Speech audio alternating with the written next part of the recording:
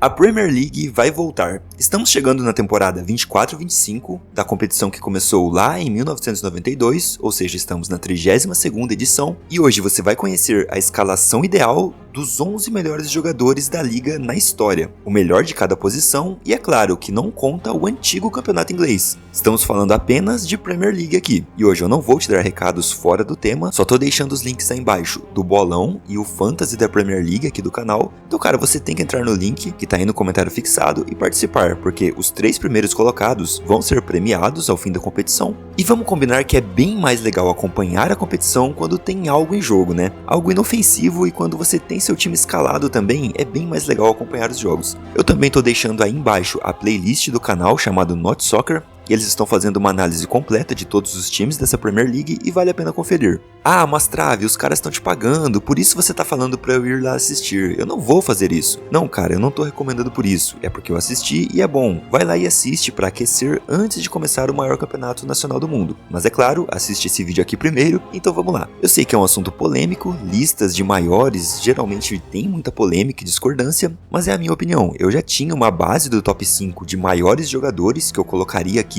mas eu decidi fazer um vídeo de seleção da liga, porque foi algo que eu não vi muito conteúdo. A galera faz mais listas de maiores jogadores mesmo, comparando várias posições, e inclusive eu encontrei umas bem bizarras como essa aqui. Meu Deus, o cara não colocou o Cristiano Ronaldo nem entre os 10 maiores, colocou o Kane e não ele, deixou o Giggs em quinto, tá com a camisa do United, e colocou o Alan Shearer em primeiro. Meu Deus, o Alan Shearer em primeiro torrou minha retina, mas enfim, sem hate, tem muitas listas que assisti, tanto de brasileiros como de ingleses, debates de ex-jogadores falando sobre isso, sobre os maiores da história, e para iniciar minha lista, nós temos uma baita disputa, que é claro no gol, e eu acho que Ederson e Alisson são muito bebês ainda para essa discussão. Os brasileiros precisariam de muito mais tempo e mais feitos para estarem aqui, pois estamos falando de Van der Sar, Peter Cech e Kasper Schmeichel. A briga fica entre esses 3 mesmo. E bom, também temos o David Seaman, é verdade, o lendário goleiro do Arsenal que usava aquele rabo de cavalo, mas acredito que ele beire a 4ª posição mesmo. Os outros 3 estão mais descolados. O Van der Sar acaba ficando de fora da seleção por detalhe, porque ele era um excelente goleiro, tinha muita explosão, ele chegava em bolas que pareciam impossíveis, de finalizações bem fortes, e tem o mesmo número de títulos que o Cech, ambos com 4 cada um. Mas no desempate da técnica, o Cech acaba levando a melhor, porque o Cech era muito habilidoso, extremamente técnico,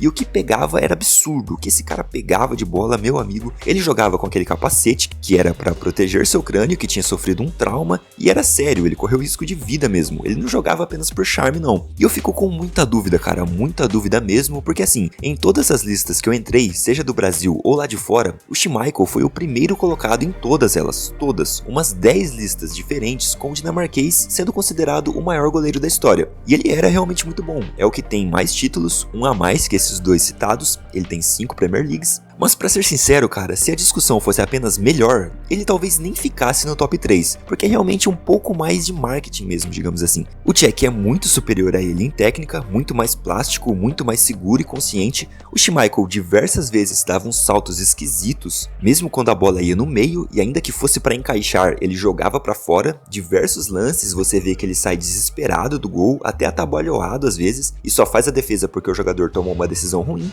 Mas ele também era muito importante. Ele tem a questão de ter ajudado a revolucionar a posição, com aquela atuação na Dinamarca que posteriormente levou a mudança na regra de recuo de bola para o goleiro, e ele foi a favor disso. E entre esses da disputa, ele foi o que mais pegou o pênalti na liga. Foram 7 defesas, mas ele perde para o Peter Cech em outros números, como defesas no geral, bolas ganhas pelo alto, clean sheets. Então cara, a coceira para colocar o Cech como maior foi muito forte, mas eu precisaria comprovar que ele foi realmente mais decisivo que o Schmeichel. E como não acompanhei o dinamarquês na época, teria que ver os jogos, então é fora de questão no momento. E por isso, o Schmeichel fica aqui como o maior goleiro da história, pelo menos por enquanto, vai que eu atualizo essa ideia no futuro, mas ele tem 5 títulos, mais pênaltis defendido que esses 2, tem um prêmio de melhor jogador da liga em 1996, e muito se fala sobre uma atuação dele neste ano contra o Newcastle, que foi a maior atuação da história da liga, então ele merece estar aqui e vai representar bem. Apesar do Cech ser meu preferido, tenho que reconhecer que o dinamarquês foi gigante. E passando para a lateral direita, cara, não tem muito por que ficar me me alongando nessa posição. Nós temos o Azpilicueta, o Ivanovic, que foram bem no Chelsea, tem o Alexander-Arnold, que também é grande no Liverpool, tem o Walker, que é grande no City e já tinha ido bem no Tottenham, mas o maior da história é o Gary Neville, não tem como. Assim como eu falei para os goleiros, se fosse melhor, ele talvez nem pegasse top 5. Ele não era ruim, mas não era um lateral brilhante, era só um cara correto. Mas acontece que ele venceu simplesmente 12 Premier Leagues com o United. 12! Então assim, bora para a próxima posição, não é? Porque não vai ter disputa aqui. E chegando na dupla de zaga, aqui também foi bem difícil deixar um cara de fora, mas não tem jeito. Sempre vai ter alguma injustiça com algum grande jogador nessas listas. E nessa, nós temos o Vidic de fora. Ele tá no banco aqui dessa seleção, com certeza foi gigante, ele ganhou 2 prêmios de melhor jogador da Premier League,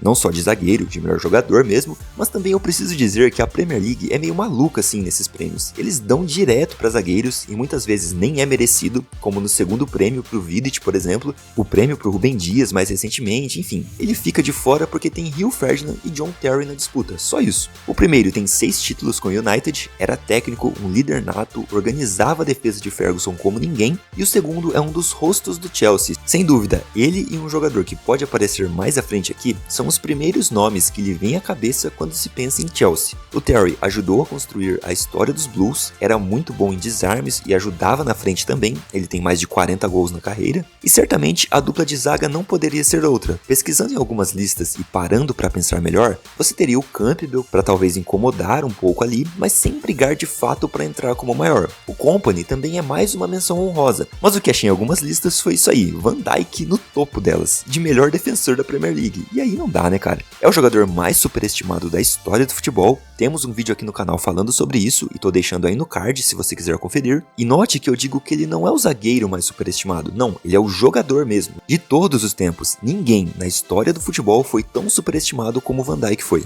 e vem sendo ainda, é claro. Mas indo para a lateral esquerda, temos uma briga boa, e mais uma vez a briga entre Chelsea e United, com Ashley Cole representando o lado azul e Patrice Evra junto com Dennis Irving representando o lado vermelho. E aqui a dúvida é bem forte também, porque assim como nos goleiros, se fosse melhor, eu acho que o Ashley Cole levaria, porque ele era um lateral bem rápido, fazia boas tabelas, apoiava bem o ataque. Ele começou no Arsenal fazendo um salseiro com o Pires e o Henry pela esquerda e depois se concretizou no Chelsea, claro. Ele é o que mais tem assistência dentre esses três, mas também é o que tem menos títulos, com 3 conquistas.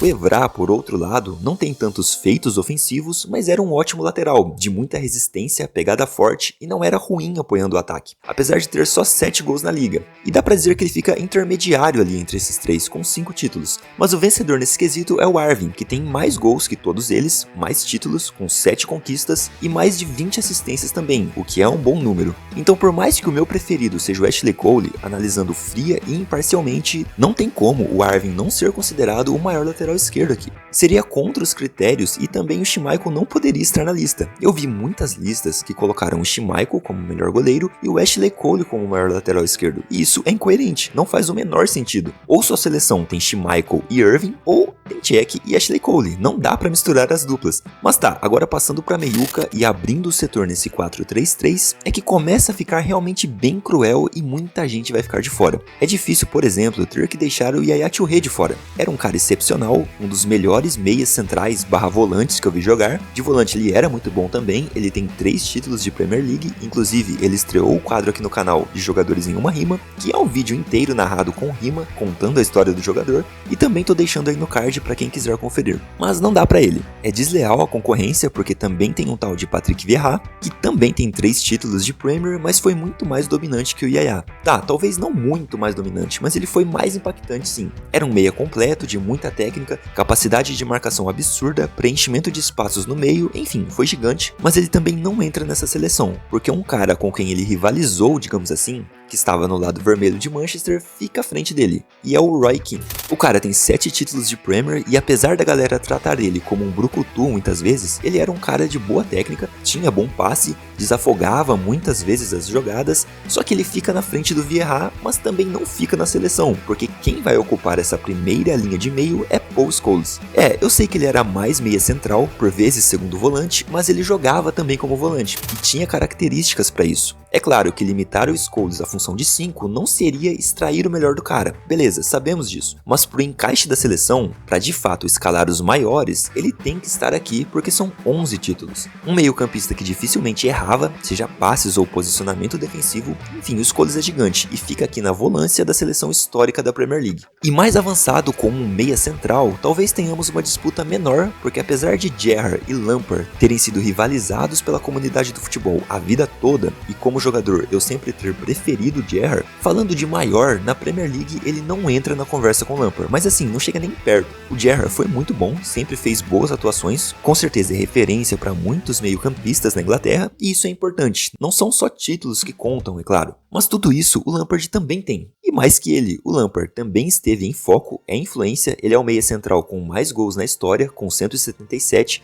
ele tem mais gols que muitos atacantes históricos, que até vão aparecer aqui ainda. Ele teve uma temporada de 20 gols em 2009 e 2010, que também é a maior de um meia central na história da Premier, é o quinto maior assistente e tem 3 títulos, então assim, o Lampard fica aqui como um titular. Também teríamos o Davi Silva, que vale a menção aqui e tem até um título a mais que o Lampard, mas é isso, o inglês foi mais dominante na função, jogou melhor e foi mais relevante para a liga. E agora chegando ao meia ofensivo, cara, essa posição talvez seja a mais polêmica aqui do vídeo, mas não tem como, a história tem que ser atualizada e é o único aqui que ainda está em atividade, ou seja, ele está na lista e pode fazer ainda mais do que já fez. É difícil encaixar alguém aqui, eu poderia colocar o Bergkamp, que era um segundo atacante, mas poderia ficar como meia ofensivo para estar nessa seleção, e o Bergkamp foi gigante, 3 títulos, lances incríveis e extremamente plásticos, era um cara que realmente tratava bem a bola. Eu também poderia colocar o Beckham, que apesar de ser um meia pela direita, também poderia fazer essa função, e tem 6 títulos, mas aí vai ficar outro cara com 6 títulos, e é Kevin De Bruyne. Sim, o belga que o Sormani odeia, que teve um burburinho aí de não ser decisivo, mas ele é muito decisivo, ele também conseguiu vencer 6 vezes com o City, e cara, ele é o mais importante para o time dentre esses que eu citei. Sem o Beckham, o United iria cair, mas ele não era crucial a ponto de desmontar o time. Sem o Bergkamp, o Arsenal iria cair de rendimento, mas funcionaria. Sem o De Bruyne, é bem difícil imaginar o City sendo tão dominante nessas 6 Premier Leagues. Ele é o cara com um dos melhores passes de quebra de linha, não só da Premier, mas da história do futebol. Não adianta, você que não gosta muito dele pode ficar bravo ao ouvir isso, mas é um fato. O De Bruyne é um dos melhores meias da história já, não tem por que esperar ele se aposentar para dizer isso. Ele é muito dominante para o jogo do City, sempre encontrando os companheiros livres, criando espaços, tem boa finalização, arrancadas que geram bons contra-ataques, e não à toa ele é o segundo maior assistente da história da Premier League, então ele é gigante. O City é o time mais dominante da atualidade, o único a conseguir 4 títulos seguidos, e ele fez parte disso, sendo o melhor jogador do time. Então é justo estar na seleção da história da Premier, e abrindo o lado direito, que não necessariamente é um ponta, temos o cara que está à frente do De Bruyne como o maior assistente da história da Premier League. Pois é,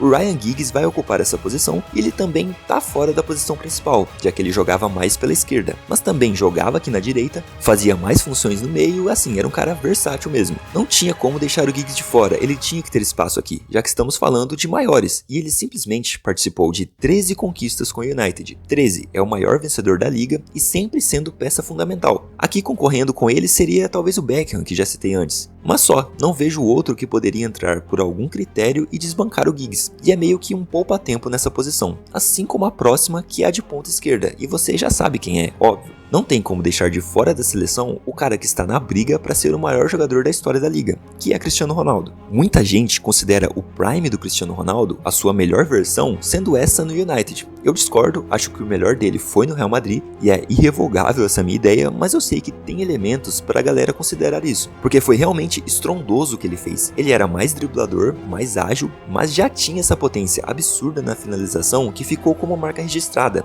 Então ele assombrou a liga mesmo, tem 3 títulos, uma artilharia, e o principal para ele estar aqui nessa lista é a influência, porque ninguém teve mais influência na Premier League que o Cristiano Ronaldo. Muitos jogadores que estão atualmente lá, que você vê jogando e fazendo a liga crescer, estão lá por conta dele. Você tem diversos exemplos de caras que já falaram abertamente ter o Cristiano como ídolo. Tem o Garnacho, que é super fã do cara, o Saka já falou isso, o Haaland, Sancho, Rashford, o Martinelli já disse que molda o seu jogo baseado no que ele fez, o Mason Mount imitava o cara até em cobrança de falta, o Harry Kane já disse, o Sterling, enfim cara, a lista é gigantesca, muitos jogadores ingleses que se inspiraram no cara, e acredito que ainda tem uma influência do Real, é muito por conta do que ele fez na Premier League. League, com esses caras sendo crianças e crescendo assistindo ele jogar. Então é isso, a liga tem dedo dele, a geração da Inglaterra, que é elogiada como uma das melhores hoje em dia, tem o dedo dele, ele moldou a forma dos caras jogarem, principalmente os pontas, então não tem mais por que ficar dando motivos pro cara estar nessa lista. E além de estar como o melhor ponta esquerda da história, também briga como o maior e melhor jogador da história da Premier League. E um cara que concorre diretamente nisso com ele, e quem fecha esse vídeo aqui e fica como centroavante é Thierry Henry. Cara, essa posição foi uma das mais difíceis também. Assim como a de goleiro e volante, é muita concorrência. Tem o Rooney, que é bem difícil deixar de fora, com 5 títulos e uma dominância absurda. Muitos o consideram o inglês mais técnico que já existiu. Tem o Alan Shearer também, que é o maior artilheiro da história da competição, com 260 gols e uma larga vantagem para o segundo colocado Harry Kane, mas o Shearer tem só um título pelo Blackburn. Mas tudo bem, não é só isso. Como falei, não são só títulos que importam. E mesmo o Henry tendo menos que todos nessa seleção, com só 2 Premier League, ele tem 4 artilharias, o que é muito relevante, e ele tem uma dominância absurda. Ele briga com o Cristiano Ronaldo no quesito influência. É claro, ele vai perder nisso, mas muita gente também se inspirou no Henry. Pegavam a camisa 14 por causa dele, em uma clara homenagem ao que ele fez no Arsenal. E foi gigante. Ele tinha muita explosão, condução de bola firme, ótima finalização, arrancadas, dribles. Era um Ronaldo fenômeno 2.0. Não que fosse melhor, é claro que não, era uma versão menos impactante do Ronaldo, mas dava para traçar esse paralelo entre os estilos de jogo. De centroavantes que não são só físicos, tem boa mobilidade, drible, recursos para improvisar na frente do goleiro, enfim cara, não tem como deixar Henry de fora, e essa foi a seleção dos maiores jogadores de cada posição na história da Premier League. Eu vou pedir para você comentar aí embaixo o que você discorda dessa lista, se você trocaria alguma posição, pode mandar a sua seleção aí que vai ser legal discutir. Lembrando que deixar um jogador de fora aqui não é desrespeitá-lo, é só a minha opinião. É claro que muita gente boa vai ter que ficar de fora, e esse foi o vídeo de hoje. Também peço like para ajudar na divulgação e o YouTube entregar para mais pessoas. Se inscreve no canal se você é novo por aqui, e se você está há mais tempo, dá uma conferida, porque pode ser que você não seja inscrito, e é isso. Também não esquece de entrar no bolão e no fantasy do canal para concorrer a prêmios, os links estão aí na descrição e comentário fixado, e nos vemos na próxima análise de Trave a Trave.